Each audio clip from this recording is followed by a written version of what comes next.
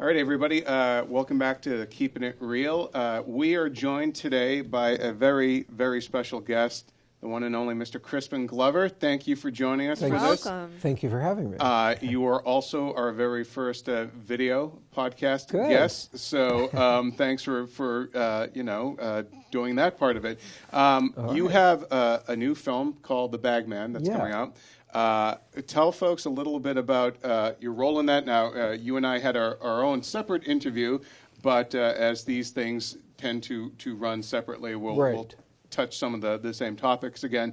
Tell us about your role in The Bagman and who most of your scenes happen to be with. I'm play a fellow, that works at this motel. The original name of the movie was Motel, and they changed it to The Bagman, which I think reflects the Robert De Niro character. Right. And my character has had some interaction with that character, although you don't see that. There's references to it. I refer to it. Most of my scenes are with John Cusack, who I've worked with before in Hot Tub Time Machine, That's where right. I also played somebody working at a hotel or something. We had kind of similar, but actually very different, both different characters, and there's a different tonality and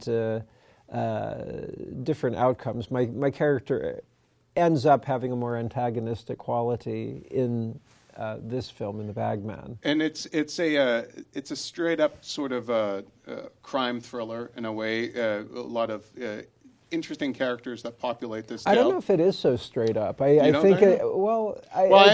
I say it in a way of that it's got an edge. It's not. I wouldn't necessarily say that it was. I don't know. It definitely has the thriller aspects. Right.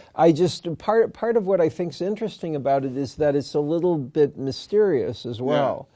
But maybe that's part of the crime thriller genre. Maybe I'm not as familiar with it as I should be. From the trailers, I think it doesn't. From what you're saying in the trailers, it seems like there's more than meets the eye going on. Yeah. Particularly with this character, who seems like a very straightforward character. Just from the trailers, I haven't seen the film. I think that Jim has seen the film. I believe I might be the only outside of Crispin here that knows the film. Your character has a very it's an interesting way the first time we meet him. Tell us kind of about how you literally kind of come into frame. It's not something that you seem to have an interest in that. I thought it was a very interesting way to meet you. I mean, it's funny because the director was very particular about it as well. And it was something that was storyboarded. So it's not something that's on my mind. See, I really thought it was something that you had invented. No. Basically, John Cusack comes into the hotel. There's actually a bell that he rings, so it's not an actual. We finally have another use for the bell in this podcast. And lo and behold, you just pop up. You've been on the ground the entire time. We'll find out later on why, but it makes your character that much more kind of strange in a way. Yeah, there's different revelations of things, like you're saying. I mean, it's interesting. I hadn't really even thought about it, but you do see me and you don't know exactly why I'm down. But then you discover that I'm in a wheelchair. But then there are other things that happen as well. So that's part of what I liked about it. The dialogue and the just small nuances of revealing things are interesting, and that's kind of thematic within the film, where it's mysterious as to what's going on. Do you find that, I mean, you've mentioned that you worked with John Cusack before. You have had such a rich and diverse career just as an actor, not to mention all the other things that you do. When you work with someone again like that, do you find that each time is it that you've established sort of a rapport, or does each time inform you even more? Do you learn something new about them, about yourself, about the work? Yeah, it's nice. It's nice to work with people multiple times. You do get to know certain things, and I've worked. At a certain point, I guess like 30 years or more now of working in the film industry. There's rarely a time I work on a film where I have not worked with somebody previously. Like, maybe it's not somebody in front of the camera, but like those a makeup person or wardrobe or the director or somebody. It's basically you start realizing it is a very small industry or a small world, and but it's nice. Yeah, I like that aspect. Tell us a little bit about your just acting with Cusack in the scene. You guys, as you said, there is an antagonistic thing there, but it had to have been fun to kind of, at least on multiple takes and stuff, to find those new ways to kind of needle each other. Tell us a little bit about just working on those scenes with them. Well, it's written. It was well written in its subtlety of antagonism. Like, and you were saying when we were talking before that it felt improvisational, and it isn't. The words were stuck with, and it was well written dialogue because it did feel organic in its writing. But we shot it where we did very many takes.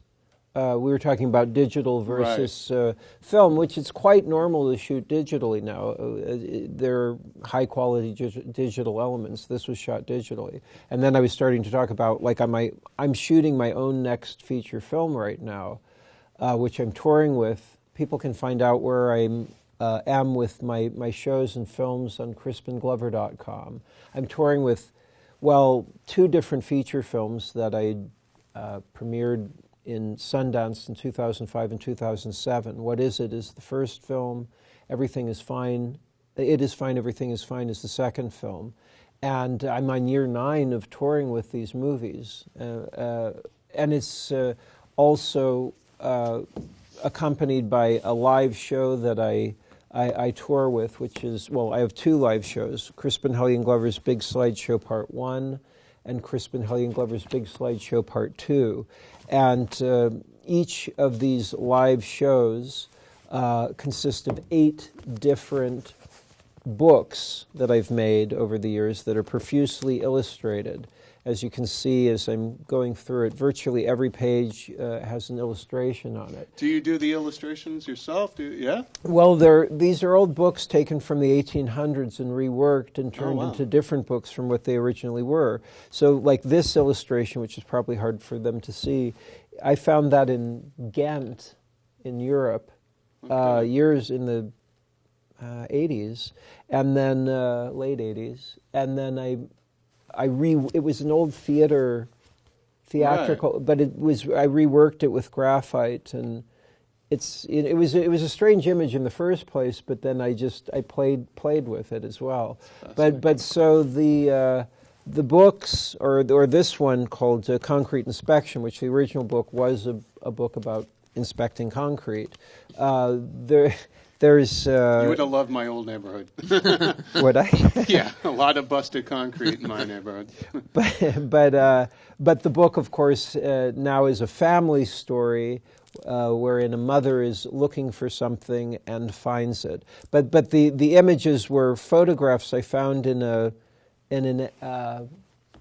used bookstore. No, it was a thrift shop, and somebody like a semi-professional photographer had, I guess it looked like a lot of their work had been just kind of given away to this thing, and I found this series of photographs of kind of a modelly looking woman holding up things or looking through her trash. I couldn't figure out what it was, and I thought it would make an interesting story. But these books I made mostly in the 1980s and very early 90s. And I started published Rat Catching, my first book, in 1988, and I published it in the official manner where I got an ISBN number, and when so I was a published author and publisher when I was 24, which I'm proud of. But people said to me, well, an author should have a book reading. But if I just stood and read the text from the books, they wouldn't the illustrations are an integral part to the storytelling. Yeah. And so I have the images projected behind me, and then I dramatically narrate these books. Each show is an hour long, and then I'll show the film, either What Is It or It Is Fine, Everything Is Fine, and then I'll have a Q&A, which lasts about an hour and a half, and then I have a book signing after that.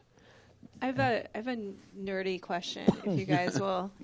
I'll indulge me and the listeners too, because I feel like with your work, I mean, the books are deconstructions and then reconstructions of original works, and it feels like your films and your music and your books are all kinds of like comments on the medium themselves. I told you it was nerdy. No. And I'm kind of curious about your approach. Is that sort of what you're aiming at? Well, I don't know that I'm intellectually aiming at that from the outset, but when I retrospectively analyze it, I would say that the things on some level always react to something.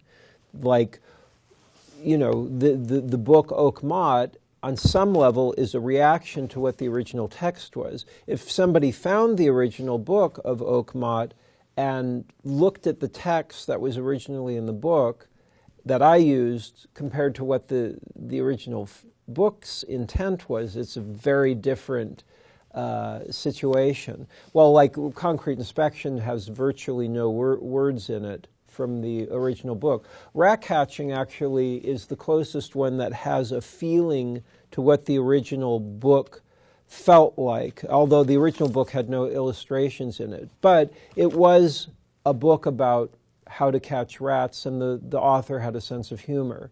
But the way that it was reworked, it turns it into something different from that. But it's the only one that has some similarity to what the original work was. The rest of them are very, very different from that. What year did you publish Rat Catching?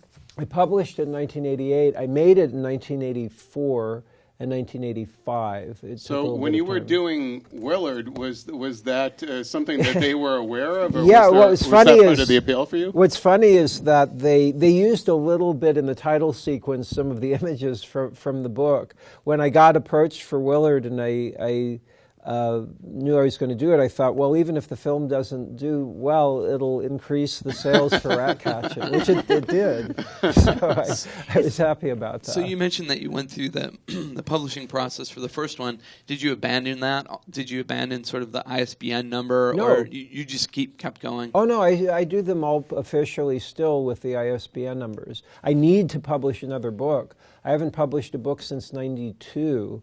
Is that right? Yeah, 92. Because my filmmaking is kind of taken over the same, monetary aspects. My money's often tied up in the books, but I really need, eventually I need to publish all the books, and I've just had my money tied up in my own filmmaking. Which is how the topic started. We were talking about digital shooting versus 35.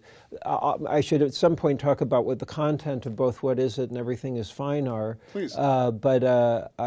Which both were shot on film, and I'm shooting my next film right now. I just started shooting in October. I'm not giving the title out right now because once you do that, it goes up on the IMDb, and then there's all this misinformation that happens, and it's just not good to do it. But it's a film. It's the first film that my father, Bruce Glover, and I have acted in together. My father has been in such films as Diamonds Are Forever, Chinatown, and Ghost World, and this is physically the first time we've ever in our lives acted together. It's kind of an interesting experience. And you didn't act in the first two films that you directed? No, I'm in What Is It? You are in What Is It? And my father is in Everything Is Fine. But most of the actors in What Is It have Down syndrome, but the film's not about Down syndrome at all. What it really is my psychological reaction to the corporate constraints that have happened, or the constraints that have happened in corporately funded and distributed filmmaking, where anything that can possibly make an audience member uncomfortable is necessarily excised, or that film will not be corporately funded or distributed. And I think it's a very damaging thing because it's that moment when an audience member sits back in their chair, looks up at the screen and thinks to themselves, is this right what I'm watching? Is this wrong what I'm watching? Should I be here? Should the filmmaker have done this? What is it? And that's the title of the first film. What is it that's taboo in the culture? What does it mean when the taboo has been ubiquitously excised? I think it's a very damaging thing because to excise when people are genuinely asking questions, the etymological definition of education means to learn from within. And to learn from within means asking questions. So if that's ubiquitously excised in our corporately funded and distributed film, what happens? It ends up meaning it's the opposite of education. If people are essentially not having questions in their filmmaking experience, what is the opposite of education? It's propaganda. And I think, unfortunately, that's a majority of what's happening in our corporate we have film. We have seen sort of the lack of a better way of putting it, I suppose, the dumbing down of America. It's purposeful. Coalescing with that exact message. It's purposeful, and we were talking a little bit about it before, and I hate to become one of these actors that becomes like political, but there is a political aspect to what I'm talking about because it affects art. I'm interested in art, and what unfortunately is happening is there is a corporate control. All of our films are, of course, corporately funded and corporately distributed. So what we're seeing is that the interests, there are only films that are corporately funded and distributed which serve the interest of the corporations. And corporations aren't just, it isn't like it was in the 1920s when there were people kind of like figuring stuff out. It's very controlled. Yeah. And so what happens is the messages are very specific. And when you say the word dumbing down, it's purposeful. And this is where it gets political, but there is a specific thing that's going on that I think is extremely valuable and important. I work in the corporate film industry. I don't mean to be like damning the entire industry. There's all kinds of great people that want to do interesting things and they want to do questioning, thoughtful works. But there's a systematization that's gone on that ends up serving what the corporate interests are. There's a solution to it. And it ends up being a political solution. And there are people that want to do it, which has to do with having an amendment that would be put into the Constitution about it's kind of multiple steps removed from what I'm talking about, but it's very critical to get this done. It's essentially getting money out of politics. And there's a great website. There's probably multiple elements going on, but one that I know of called wolf-pac.com, where you sign up, you can become active in it, but it's about getting this amendment passed. I don't know any person who is against this idea of getting money out of politics. It's obvious there's legalized bribery going on in our political system, and that ends up serving corporate interests. The corporate interests, that becomes this kind of abstract element, but it is extremely powerful. And essentially, corporate interests are power constructs that know that if people start questioning anything, they'll get questioned in exactly what I'm talking about out of existence. And corporations don't have to be a bad thing. It can just be a group of people getting together to make a movie, for example, which can be great. But it does seem like fear kind of governs. There's something very negative going on right now, and it needs to be stopped. If it isn't stopped, it will get It already has nightmarish qualities, but it will continue to get worse. It's the nature of power organizations. And there's a corporatocracy that is, you can call it many different things, but there's something very negative going on that genuinely needs to be controlled. And the only way to control it is to get money out of politics. It's imperative. And if it doesn't happen, it's going to get truly horrific. Right. It already is. And that ends up, the reason that I'm interested in it is because What Is It was reacting to this way back in 1996 when I started making the film. I realized that there were constraints going on in the corporate film world. You know, and it isn't 100%. Every once in a while, there'll be a great filmmaker that's stuck with what they're wanting to do, and somehow they'll get something interesting across subversively or something. My nature is not. I can't deal with it. Like, I would just get angry. I'd say, this is stupid. And so I have to go and fund my films myself and tour with them, self-distribute them. We've already seen, like, the 90s indie film industry basically is gone. It's not... But there does seem to be... I think that there's... What you're saying is very interesting, and I think that there is probably a very interconnected element to this. But you mentioned the 20s. In the 20s, there were films, Buñuel was doing things that were questioning the very nature of what a film was even supposed to be or do. You're talking about Buñuel? Yes. Yeah, Buñuel's amazing, yeah. And then we saw that go away kind of with the studio systems that were in place. And then we saw it come back with the French New Wave. I mean, is there not just... It waxes and wanes. Right. Like Stanley Kubrick is another great example of somebody who is... an first off, an incredible cinematic master, but also made some of the most questioning, beautiful films ever. And he was working not just in any corporate system, he was working in the studio system. But that was, he was coming up from the 1950s, 60s, and 70s, and he's a very particular individual. But there were people that were letting that kind of filmmaking be greenlit, essentially.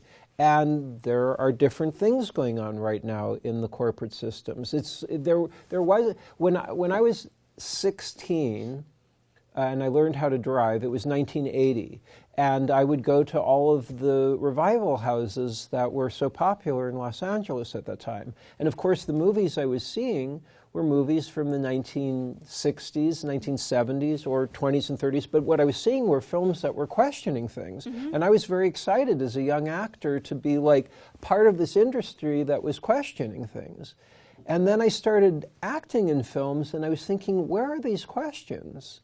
And I had a very specific situation when I worked on Back to the Future, where I wasn't given the screenplay before I acted in it because they were concerned. Well, I probably could have asked, insisted on it, but they were being careful about they didn't want things leaked. That just had started happening around that time, where they were getting very particular about that. So, and I was 20 years old. And I was excited to be in a big Universal Studios Steven Spielberg movie. I didn't know when I auditioned for it that I'd be playing the older characters. I only read for the one scene that took place in the 1950s, and I was very happy to get the part, of course. But I didn't really get to analyze the screenplay until I was actively working on the film, and then I saw things that were in the screenplay that there were different drafts of the script that changed while we were shooting. There was something, I won't go into too much detail about, but there was something that I had a particular amount of questions about, and I think I wasn't the only person that questioned it because it got changed. It was about the alternate coming back. And and they did change that aspect. But there were more aspects that were underlying in that same element that had to do with monetary reward for the characters. So you're talking about at the end of the movie where we see a new George McFly who's wealthier, he's published, he's happier. The happier was fine to me, and the idea of the characters being in love I thought was excellent. But I saw that if there was a kind of a financial reward where the son character cheers because he has a truck in the garage, I thought that the moral aspect ends up being that money equals happiness. And I questioned that, and that was met with a lot of hostility and upset. And I was a 20-year-old idealistic actor. I didn't end up being in the sequels. I mean, it's more complicated than that, but it had. I'm certain that it had something to do with my questioning of these things. There was a lawsuit because they had taken another actor and they took the molds of my face from the original film for making the old age makeup, and they put prosthetics on another actor, false nose, chin, and cheekbones, and interspliced a very small amount of footage of me from the original film with the other actor in order to fool audiences into believing that I was in the film. And because of my lawsuit, there are rules in the Screen Actors Guild that make it so this kind of thing is not allowed to happen anymore. So very I'm proud exploitive. Well, they're not. The lawsuit, didn't that change? Basically, now they cannot use somebody's likeness in that way to indicate, because the indication was that you were in the film, but you weren't. Yes, that's the key element. Was sometimes people mix up that it was about me being upset that I don't know, that I wasn't in the film, or because of course the producers go on to there's one producer in particular who's made things up that just aren't true. Bob Gale has said that the reason that I wasn't in the film was because I was asking for what Michael J. Fox was getting, which is total false. It's as false as the prosthetics that were put on this other actor's face to make him look like me. So it's the same kind of creative thought process, but it goes right into propaganda. Propaganda is essentially fooling people into believing that there's something good for them, but it's actually in the interests of the corporations. Right. I mean, you can call anything propaganda. You could say what I'm saying right now is propaganda. I mean, it's propagating an idea. But the kind of propaganda that I'm speaking of that I think is very damaging is the propaganda that is making people at large feel that what's being put forth to them is good for their own interests. But in fact, it's actually best for the corporate interests, and it ends up hurting the people at large. And unfortunately, I think, even though there are very positive things about Back to the Future, there's very good story structure, there was good writing within it. And my argument was, if we just take out the element of wealth as a reward, and it was only that the characters were in love, I would like the film altogether wholly if it was like that. But unfortunately, family would still be happy. Yeah, exactly. That's what the key element was. But I was a naive 20-year-old person. Of course, the idealistic, but it was naive. You know, the screenplay had been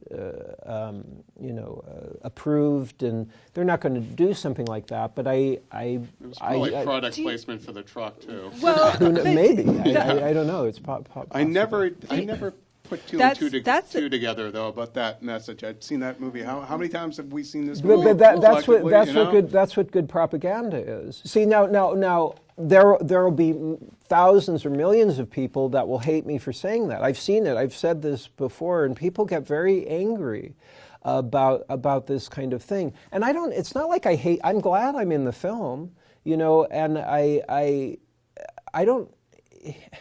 I'm not looking to disparage. But I think you have a legitimate. But because it very much, of course, had an effect on my entire life. Ultimately, it's something I'm very pointedly aware of. The other kind of message, though, is not just that Michael J. Fox gets a reward because he gets the truck, yay, which is a big message. Like, I got the truck, but it's also I think that he if just you wants the truck so he can hook up with his girlfriend at the lake. I think that was. It's also that if you lived your life the right way the first time, you'd be rich. You'd have all the power. You would defeat your enemies. But here's an interesting thing. I've never thought about it. But here's what the better message is. I am a big fan of. It's interesting because I'm a huge fan of Hero's Journey. I love Back to the Future, but this is really interesting. Well, to think about. I understand there are good elements within the structure. I'm very interested in Hero's Journey story structure, which was identified by Joseph Campbell, and it's something that Robert Zemeckis and I'm sure Bob Gale are very well aware of as well. That's why you can analyze it by utilizing that Hero's Journey story structure, and he calls it an elixir, but that's the reward. If you analyze what the reward is, you can understand what the moral of the film is. And so But Joseph Campbell is the guy who has the best message, which is follow your bliss, and which means follow what it is that you love, and money doesn't matter. I mean, I understand we live in a capitalist culture, so money is a very relatable element. Who doesn't want to make a lot of money? Obviously, it helps you do many different things, accomplish things that you want to do. But I think what Joseph Campbell was saying, which is totally right, is that if you are doing what you love and you find it interesting, then the money doesn't matter, and money follows because you're doing what you want to do. Or it doesn't. I mean, the relationship between well, it doesn't you matter and if Mark it doesn't follow because confidence. you're doing what you love. Yeah, but generally, you'll find because you're doing what you love to do, you have enough money for what you're genuinely enjoying. I mean, it's a strange thing, and it can be argued in a lot of different ways. Well, I mean, that's kind of an interesting point, too, because do you feel like doing some of these...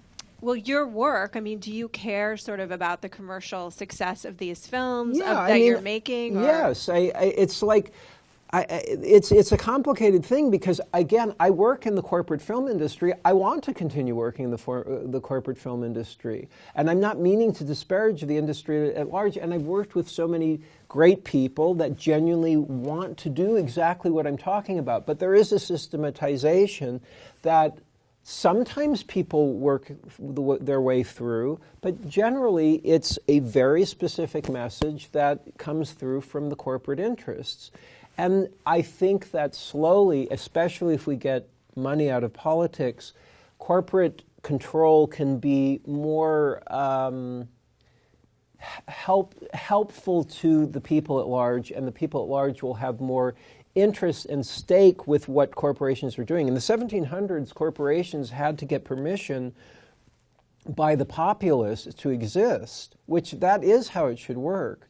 Because as it is right now, corporations, there's a kind of tyranny. You are put on hold. I mean, this sounds like a stupid thing, but it's indicative of the kind of time that you're wasted. You're put on hold. You're passed through different people.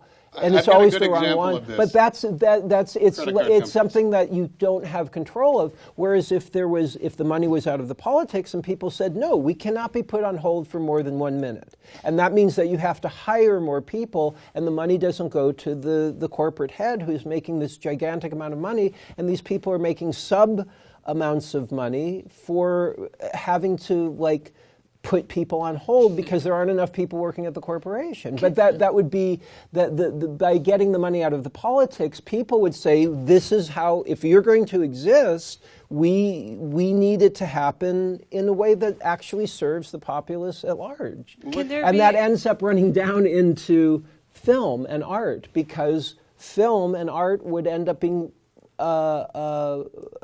funded by corporations or by people that genuinely want to be entertained with thoughtful, interesting things, which I think people actually want. I tour around with my shows and films, and they want questions, they want nuances, they want subtlety and thought. And takes some doing. Well, talking about working in corporate filmmaking, you were also in Alice in Wonderland, and there's a sequel coming up. Have Tim Burton's not making it, but I believe James Bobbin is directing. Have they talked about bringing you back? Or I haven't been approached about it. I mean, my sense, I tend to doubt that I'll be in it. I would be happy to be in it. I'd love to be in it. But they exiled you at the end. Right, I was exiled at the end, and so was the Helena Bonham Carter character. Red Queen, right? Yeah. Right, and of course she and Tim Burton have children together, so I don't know. She might come back or she might not, but I tend to doubt that they would bring my character back if they didn't bring her character back. But I don't know. I mean, I question about when I talk about these kind of things. I think, well, is somebody working at a corporation going to say, "What? This guy's awful. I don't want him to be in our movies"? I think it actually makes a lot of sense, and I think what you're talking about isn't the tyranny of all corporations. It's saying there need to be checks and balances within the systems to ensure that we're actually not getting somebody's message that's going to only line their pockets. I mean, it seems like so much fear, though. It's like there's. Everything seems to be governed by fear, more so than malice, I think, when it comes to like the at least corporately made movies. I think it costs so much to make them. They're so deathly afraid of upsetting anybody that it's like it's the the four quadrant approach to filmmaking. And specifically, though, I do think that it isn't talked about. It's weird the way that propaganda works in the United States. And there's a great book that was written in 1927 by Edward Bernays. It's called Propaganda. Edward Bernays is the nephew of Sigmund Freud. And the reason that Sigmund Freud was brought into the United States was because his awareness of his work was brought into the United States was because his nephew, Edward Bernays, who is the literal father of the public relations industry, meaning that when Bernays wrote Propaganda in 1927, he was writing it to rehabilitate the word. The word had started to get a negative connotation to it after World War I, when it was said that the Germans were using propaganda on their citizens, when in fact the United States every culture does it. Every culture utilizes propaganda to control the populace. But it wasn't made aware of that happening with that word until World War I. So Bernays was starting to try to rehabilitate the word. It's an amazing book to read. You know, like 1984 is a great book, and it's a great book of fiction written in 1948 where Orwell inverted the year. He was essentially making a comment on the kind of control that was happening in post-World War II Britain. And it's great. It's a great book. Often that's what people think of when they think of the word propaganda, or they think of Nazi Germany, or they think of Soviet Russia. They don't think of our culture. But propaganda is every single political society utilizes propaganda. It's just it's how it is. I feel like ours is almost more of a corporate propaganda. Like if you buy these products, you will be living the dream. Like I went to Russia a few years ago. I get off at the airport. You know, a child of the Cold War, first time ever in Russia. First thing I see, giant Budweiser banners. Go outside, there's Coca-Cola trucks. I'm like, this is amazing. This is what it was about. It is true, and those are the banners of it. But it's very important to analyze further beyond that. That's why reading this book, Propaganda, is extremely, I think it should be junior high school reading for every child in the United States. Because what Bernays is arguing, it's not an expose, it's an instruction manual. He understood that his uncle's understanding of the human subconscious would be able to be utilized by American corporations or media, American academia, and in the American government to control the populace of the United States. I actually have the quote of it in that bag. If somebody can get that for me. Yeah. But it's the first two sentences of the book. But he understood that if that the United States could control through the U.S. government, U.S. media, and U.S. academia, the thought processes of the American people, so they would believe that what they were doing was good for themselves, but in fact, it was good for it was good for the corporate systems. He wasn't able to rehabilitate the word, and so he came up with the word combination public relations to replace the word propaganda. So if you think that you're talking about public relations, just say propaganda. It's the same thing. But it's a perfect example of how it works. We traffic in that every day. We do, and I feel like that word public relations has come to take on some of the earlier meanings, and then the transformed meanings. I mean, don't even pretend that it's different. Propaganda is a synonym for public relations. Public relations is propaganda. It's spinning and controlling the message. I mean, I think it's all the idea that there was the Iron Curtain. I always used to think that there was like the velvet curtain in the U.S. where it was more about making things look very attractive. No, ours whether would they have were had beneficial a giant, to you or not. Ours would have had like a giant eagle with like a lightsaber and like with a truck on fire. That Well, would have been our curtain. But it's also important to realize that it's films.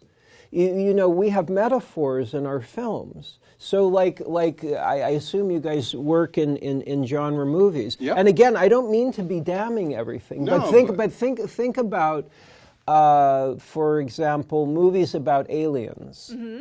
You have good like families that get together and they will kill like these terrible aliens. The United States makes way more of those movies than any other culture. You have to think about the metaphor. What is being said by this? This is about Americans getting together and killing aliens. The major thought process that's being put forth in America, it's not the only thing, but a very major message, and this has been this way from the early 1900s and before, is to make American culture, populace, voters, although you don't vote for war, but essentially to feel comfortable with the United States being this policeman of the entire world, and somehow it's bought up as correct. The rest of the world doesn't feel like this. I own property in the Czech Republic. That's where am making my films right now. I spend a lot of time outside of the United States. The people outside of the United States are very clear that the United States isn't really the policeman of the world, but somehow we're comforted by things like. It's subconscious, though. That's what the brilliance of media propaganda is that you have space alien movies where people they're not thinking that I'm feeling good about my family protecting itself against space aliens, meaning I'm really feeling good about continuing wars in the Middle East. But that's what the purpose is. And then there's a military complex that says, that makes profit from this kind of thing. I think this is one of the most fascinating interviews. I really do, because we start wrapping it up. We do, but it's too bad because we don't talk enough about what film is and what film does. I don't see the discussion anywhere in the media. College. But I feel like that was the last time we had those conversations. But I'll bet you, if you had a professor. Well, there's Noam Chomsky, but I mean, sometimes people will question things about Noam Chomsky as well, but generally academia also is, the academia is funded by corporations as well. So if you get somebody that's working in academia that's going against this kind of message, that teacher will get taken out, and if a student is starting to do these kind of things, they'll get a failing grade. So it's in many different, and that's what goes on in this Bernays. I really should read just the opening quote. Sure. And before I do that, I should also say for people to go on to crispinglover.com to find out where my shows are. And the Bagman. When does the Bagman open, and where can I think it's on the 28th. The 28th of and it's February. Opening in theaters. Yeah. And it's able to be downloaded. Yeah, it's a video on the same demand, day. right? Yeah, and you know what? I know we're going to be debuting a clip. I know that we went into into a lot of areas, but part of what we were starting was talking about the digital versus the film. When we were shooting the Bagman and we were talking about the organic quality of it, the way that the lines were written left a questionability. Something in the film has questioning within it, which I enjoy, which is nice. And it was independently financed by the director as well. So this is something where somebody can go in and have an autonomy over something that is enjoyable, and you can feel it in the film. And I'm on here to be promoting that. I didn't mean to go totally into all of these other things. Truly interesting. Yeah, no, we'll close it out here with the quote from Bernays. As we will do from now on. Yeah, from now on, we will close all podcasts. If I can find it. And then some of these other films, though, I think they can help support small, artistic endeavors. I think that is a benefit. Yeah, if they go to crispinglover.com, you'll have the schedule of your upcoming appearances and everything. Okay, so this is the opening. And if anybody can just read this book, you'll get a lot from it. The conscious and intelligent manipulation of the organized habits and opinions of the masses is an important element in democratic society. those who manipulate this unseen mechanism of society constitute an invisible government, which is the true ruling power of our country. That's the opening 2 sentences of the book. But once you read this book, it's like I said, it's an instruction manual that was written in 1928, and it's been followed. He recommends certain things that the U.S. government should do. There are certain areas of the government that weren't set up at the time that are now totally set up and gone way beyond what Bernays was recommending. But you'll understand how things work. You won't be able to see the United States in the same way again. It's a very different way that things are organized than we're taught in our schools. And once you realize it, that's when you start to see how important it is to get money out of politics, because it is something that will have great resonance in day-to-day living and art. And that's where I originally come from. I don't like being a political person, but I see how it affects art, and I see how it affects messages in movies, and I'm passionate about that. So that's the other website. If people can go on to wolf-pac.com and sign up, getting that amendment passed will really help things. And it's a long road, but it's important. Thank you so Thank much you. for joining Yeah. us today, for talking about your career I and all your appreciate it. passion. So Yeah. thank you so much, Crispin Glover. Thanks. Well, thanks a lot.